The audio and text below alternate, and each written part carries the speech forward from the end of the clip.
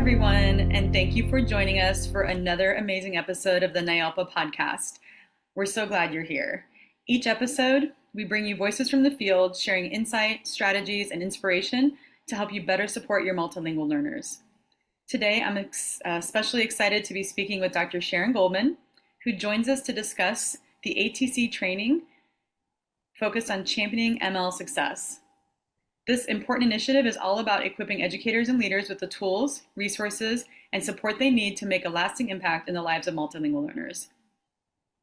Through collaborative efforts with educational experts in districts across the United States, Dr. Goldman's work includes conducting research that analyzes pedagogy, promoting academic success for all students, engaging in strategic planning with school districts, and leading program evaluation and development. She actively publishes and presents at educational conferences and has designed a framework for an accredited program in dual language certification. Dr. Goldman collaborates with professionals in the field to identify and promote exemplary programs that enhance academic proficiency and support a socially just curriculum, helping all students thrive in school. So welcome, Dr. Goldman. Well, thank you for having me. Yeah, it's exciting. I'm happy to be here with you. So to start us off, can you give us an overview of the ATC training initiative and the goals you aim to achieve through this advocacy training project? Sure. So the Advocacy Training Committee, the ATC, was developed 2024, I guess, with the notion of kind of redefining what is advocacy for the NAILPA community as an organization, and providing tools and resources and opportunities to work together with other SEA and LEA leaders in the field. The project that we have, well, of course, our goals are to develop tools and resources and communicate with all of the SEAs and LEAs. But the project that we've come up with that we're now spearheading this year, which we're very excited about, is a webinar series. And it is a series of 3. The first one is championing MLs. So we have coined advocacy as championing. And we've even got this really cute acronym. It's a CHAMP, the culture, honoring civil rights. We've got this really cute little, yeah. But becoming a champ and finding champs and building champs in your states, in your districts, in your schools. So the first webinar is Championing MLs 101. So it's the basics of what does it mean to be a champion? How do you see it? How do you make it active? How do you support it? How do you manage the legislation that is woven through it? And what can you do? What can states do? And then the second one is kind of focusing more on LEAs. So the second webinar is District Administrators as ML Champions. The first one's in June. Second is August, slated for August, and then the last one's December. So this year you should have 3. But district administrators, targeting them, figuring out what are their key goals. How do they build ML champions in each of their schools? How do they engender the initiative within their principals, their world language directors, the people that are working directly with, well, everybody's working directly with ELs, let's just say that, but the people that can help really champion and support them. And so that one will come out in June. And then the last one is developing ML champion teachers. And so that's going to be going in to try and help at LEA level, the district leaders. How do you build that advocacy, active advocacy within your teachers? And how do you support them? And how do you navigate through whatever is going on in the educational environment at the time? So we're very excited about it. That sounds like a huge undertaking, but so desperately needed. And when you were talking, I was just sitting here reflecting on over the years and 30 years in education, I think the most powerful and sustainable initiatives that I've seen impact our multilingual learners have been initiatives that were many times initiated at a grassroots level and not initiated top down, not because there was any requirement to do so, not because it was like part of our accountability system, but literally because a group of committed, caring people saw something that needed addressed and found a way to your point, to become a champion for that initiative and start to grow it. And so I love what you're doing because I really feel like it resonates with me that, a lot of our stakeholders just need the support, the structures, the scaffolds to do the work that they're trying to do on behalf of our multilingual learners. And sometimes they feel somewhat isolated, or maybe it's like, what can one person do? But sometimes it just takes one person with the idea or to see a problem that needs solved. And then lots of folks are willing to hop on and help you solve it. But someone's got to start the conversation. So, Yeah, very, very true. We also had conversations about going top down or bottom up because we're all very grassroots oriented in yeah. NAIOPA. Mm-hmm. And so we had a lot of conversations around that, but our membership has got a lot of the leadership in Yeah. it. And as a former teacher and assistant principal and central office worker and working with states, I had so many initiatives, but to get them to grow Mm-hmm. from the ground up is tricky. Yeah. So we did decide to go top down to give the states and the LAs the tools to really build that foundation. So that if I'm a teacher working in that school and wherever that is in North Carolina or whatever state you're in, I already know that there's a foundation in place. Somebody's got some ideas that might support these initiatives that I have. So. Yeah. I think it's always a delicate balance, right? Of just trying to make sure that, like, between the top down, the bottom up, that everyone's sort of on the same page and pulling in the same direction. I agree. I agree. Thinking about one of the key goals, obviously, of any training program is, supporting the folks that are doing the work, whether it's the SEA and the work that they're doing, or it's the administrators who are leading at the district and building level, or the teachers who are sort of boots on the ground where, the rubber meets the road with students and content, right? But when you think about the goals of this training program, what are some of the specific strategies or tools that you find to be most effective in empowering our educators that you're going to sort of leverage through this project? Well, there are so many tools that I've helped to build over the course of my career that trickled up because I've had a voice, I had thoughts, I had ideas, I engendered some support, but there were so many that fell flat, and I did them. I did them in my classroom, I did them in my schools. District people would come and see what I was doing. But in order for them to engender that as a district-wide policy or something the state would look at, it has to be something that they also feel that they can stand on. Mm-hmm. So building the leadership skill that allows you to negotiate between, what's the best for my kids in my community, in my schools, in my state? Am I going to represent them all? Is there going to be an equitable distribution of everything? Is anybody going to be left out? Those are the kinds of leaders that you have to have in a system that are willing to take some risks. And it's not always easy to take risks in educational settings because you've got a lot of different moving parts, right? The legislation and, there's so many things going on in funding and all these different things. So finding leaders within the system where you work, whether you work at a state level or district level or school level, that tool is one of the things we're really going to try and develop. Find the leaders that have the same voice that you do, that have this need to be the voice for MLs and ELs, and help build your network within your environment. So that's one of the things that we're going to be working on in a couple of webinars. We're going to be working on that at the LEA level.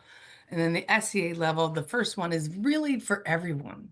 The first webinar is Basics, Championing 101, and it's for everyone.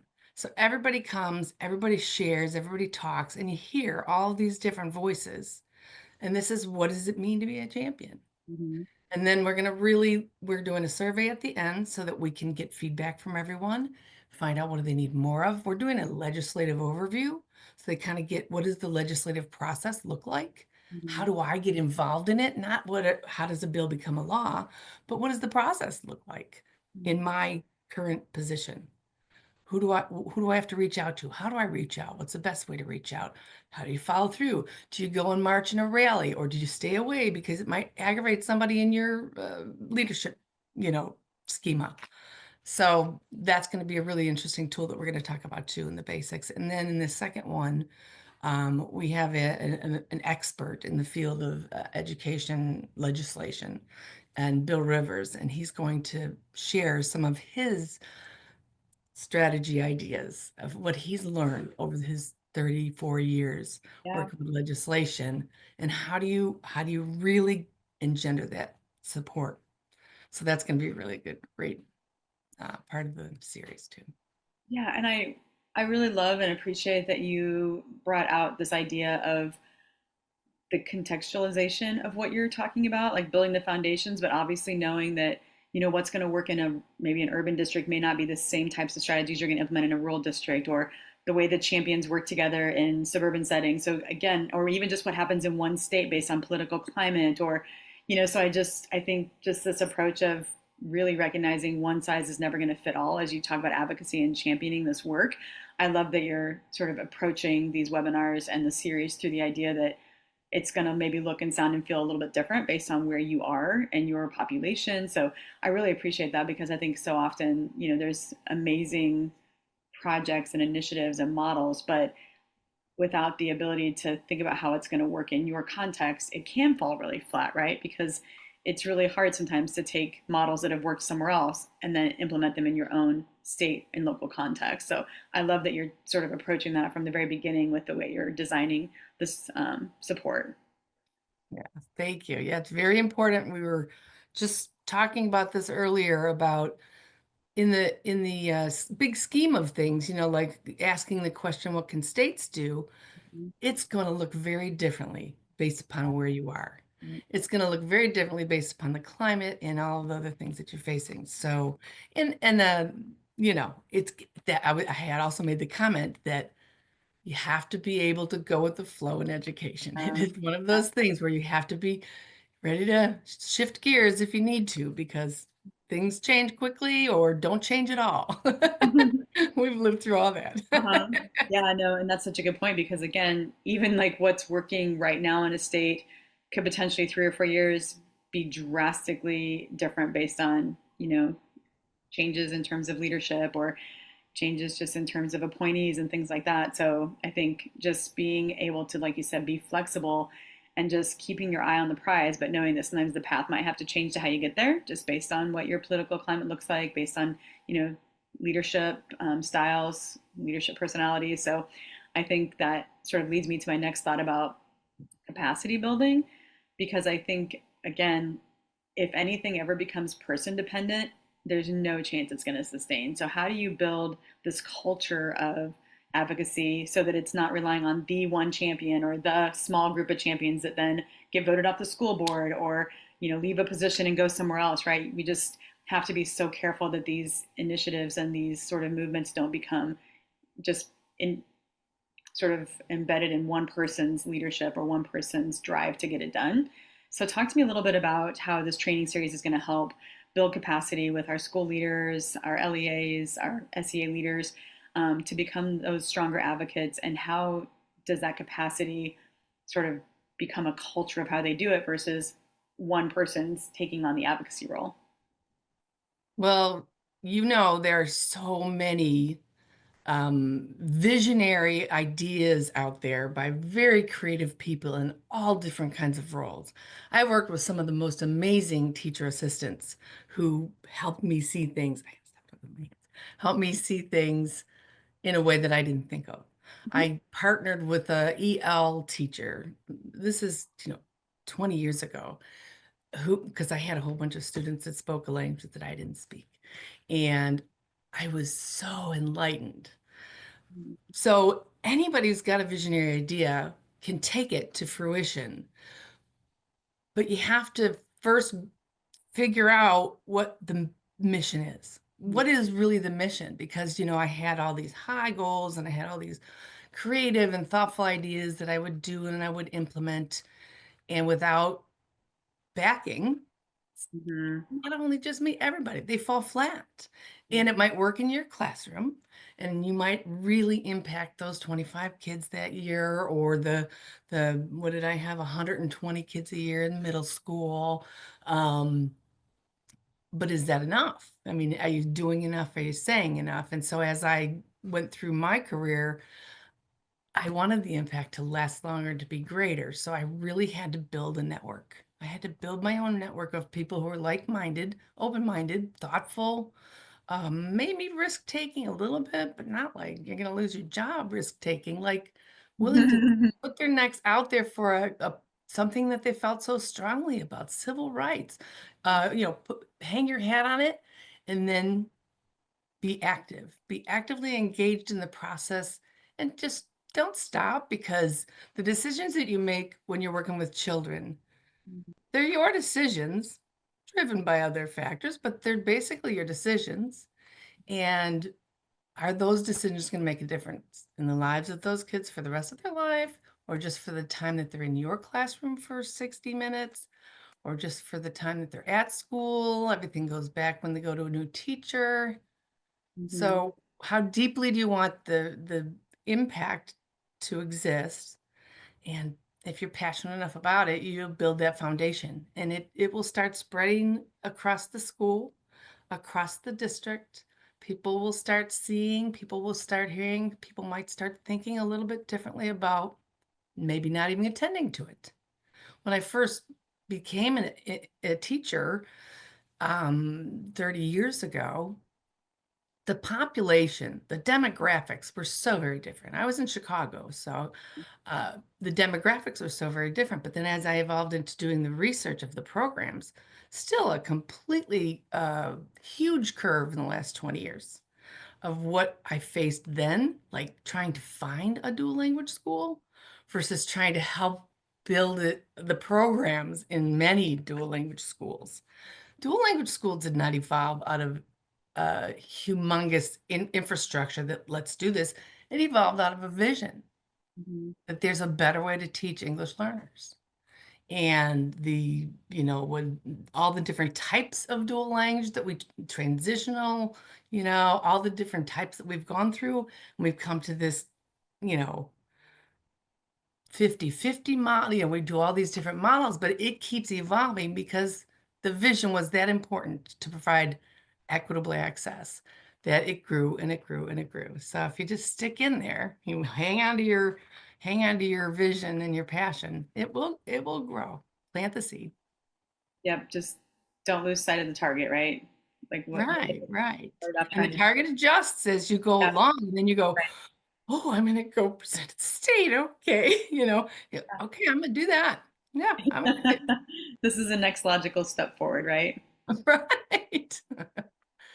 So as I've been listening to just sort of what's sort of on the horizon with the webinar series, can you talk about a few resources or tools or strategies that you think listeners or viewers of these webinars are going to find particularly helpful? Well, there's a lot of tools coming out in 101. Some of them are, the one pagers, talking points for states, Yeah. how to address your legislators, um, recognizing what championing is. How do you decide that's something that you want to stand for? Hmm. Where does your voice lie? Sometimes it requires, reaching deep within to figure out, is this one of the causes that you want to stand up for? And I think it's perhaps even more challenging in the current environment, um, because there's a lot of negative impact on standing up for the rights of all students versus, the ones who speak English or whatever, whatever this twist is right now. Um, so there are going to be lots of resources and tools, and there'll be links to all of the stuff that we use. We're going to actually involve the participants in some activities themselves. In the first one, we're going to actually walk them through a scenario, where they get to hear and talk about and discuss this scenario that is currently going on in probably districts every state, in every state. And they'll actually walk through this scenario with us. We developed like a 5 steps to advocate to champion MLs. So there's like 5-step process. So they're going to get to learn the 5-step process that we've built. and kind of try and apply the process too. And then we're going to send them off with a job, a little homework to take the 5 steps. And it comes with a couple different scenarios. They can use imaginary scenarios and use it as a workshop in their leadership meetings, in their principal meetings, in their world language department meetings, and try it out. Try out the steps, try out thinking about, and they could certainly take a topic that they have themselves instead of one of the, you know, options that we've given them. But sometimes it's easier to like take a not on my topic and try it out and go, wow, oh, Mhm. wow, all the different steps that we give you and so many directions that the steps can take you because it's going to be so individually driven based upon where you're using it. Mhm. Yeah, So the 5 steps to championing MLs is going to be a nice resource too. But we're just going to keep rolling out all the resources. We have an amazing, amazing team. awesome. The Advocacy Training Committee is some powerhouses. So I co-chair it with Judy O'Loughlin and Ivana Manthrower Anderson. Awesome. I know Yeah. both of those folks from my NIALPA days when I was in the leadership role in NIALPA, so that's awesome. Yeah, and Megan, the current president, she's on the ATC, so she's very helpful, and Bill Rivers and David Rogers and David Holbrook. I mean, we just have some amazing, oh, well, and our advisor is Deborah Shore. Oh, awesome. That's great. She's so insightful and so helpful, and yeah, she's lovely to work with. Well, I cannot wait to see these resources. I'm excited about the 5 steps. I think, again, if it's something that feels accessible and something that feels, not so overwhelming, sometimes people just need just that first step into something that feels like I can do this much. I can start here, right? Mhm. Versus I have to be able to do all this in order to even get started, then sometimes people sort of shy away because they don't feel comfortable or they don't feel empowered or they feel like maybe like someone else will do that or it's not within my role to be doing these things. So I love that you're kind of starting in a place where everyone can do something with the 5 steps, right? Yeah, exactly. And it could be any topic at all. Yeah. Awesome. I Yeah, mean, it's great. It applies sort of across the board. championing any topic that you may have. So. Any- Anything. Awesome. Well, so thinking about kind of what you just talked about with the powerhouse team that's coming together to plan this work, and just knowing that so much of the success that we again see in the field of education really depends on collaboration, depends on multiple stakeholders sort of pulling in the same direction. Um, and you touched on this a bit, but do you want to say any more about how this project uh, engages support with partnerships between teachers, families, community organizations? Is there sort of something beyond sort of the teachers, SEAs, administrators? Is there a part where there's a family and community sort of partnership that comes to play here with advocacy? Well, I honestly believe that that's where I started. I started at that level. Not as a teacher, I did all my own things, but when I was an administrator in a dual language school, one of the very first overwhelming incidences that I found was that they held family meetings in the school, and they'd invite all the parents to come and activities for the kids, and they could sit or they could go, and they would have the English speakers in the big, huge auditorium with the principal, and they had the non-English speakers in a little classroom. And I said, that does not work for me. They are just being told right now that they are not a part of the community. That's all they've heard from send me over there with an interpreter. And the EL gal or the assistant principal or whatever. So that's not going to fly. So I do speak Spanish, probably.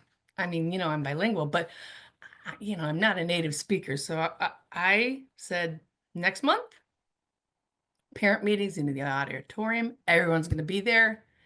And I translanguaged the entire meeting. And I had an interpreter there too. I said, did I say that right? Yeah.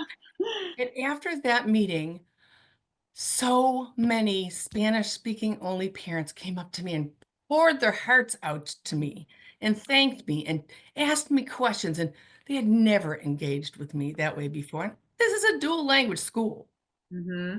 I Mm-hmm. mean, it's a school within a school, so I apologize. It wasn't 100%, but it was amazing, and it changed the culture of the school. Mm-hmm. So that is very critical, important. So what I want to say in regards to the webinar series, well, we're trying to build the foundation, and the third one is really going to, how do you build the teachers? We have potentially, a series that can last for years, Yeah. Yeah. but at every single webinar, it is about engaging the community. Mm-hmm. Because in my state, I have this population that's maybe, feels their needs aren't being met. That's got to be part of the conversation. How do I get them to know? How do I get them involved? How do I get them to come to the district meetings or the state, whatever we have? They so often feel excluded from the things that are going on in the community, Mm-hmm. or afraid because they don't want to speak in perfect English. They don't want to embarrass their children. Kids say, "Don't come because you embarrass me because you don't speak English." That happened for Yeah. years Yeah. when I was younger teaching. Even that culture of shared responsibility, which is the C in championing, that culture of shared responsibility is webbed throughout all of it. And if we can really get in there and work with districts to teach them how to embrace the communities, I will so be there. Yeah, I think it's such an important point, and it's kind of why I brought up the idea that I think so often in education, we sit at tables and plan, and we're, talking about ideas, and we sort of forget to bring the people into the conversations who are going to be the benefactors of all this talking, right? So I think that just a constant reminder to make sure that the recipients of the advocacy work we're doing actually have a role in helping us decide what that advocacy should look like. Exactly. Exactly. So when you look ahead, what are you most excited about? You said like this could go on forever, right? And I hear that. Like I'm hearing what you're saying. I'm thinking, wow, like yeah, my mind's running a million miles an hour just with the ideas for you guys. But what are you most excited about here? And I'll kind of let you finish on that, like with sort of the thing that maybe most excites you about this work. Well, first of all, we were excited about it from the get-go, and because it's always been needed, giving people tools to learn how to champion, Mm-hmm. giving them a positive spin on advocacy, because depending on the position that you're in, advocacy can, it can fit, could be fraught with some negative implications and cause people to have hesitations. Mm-hmm. So developing this series that allows people to process those championing tools and use the resources in their own settings, making advocacy active.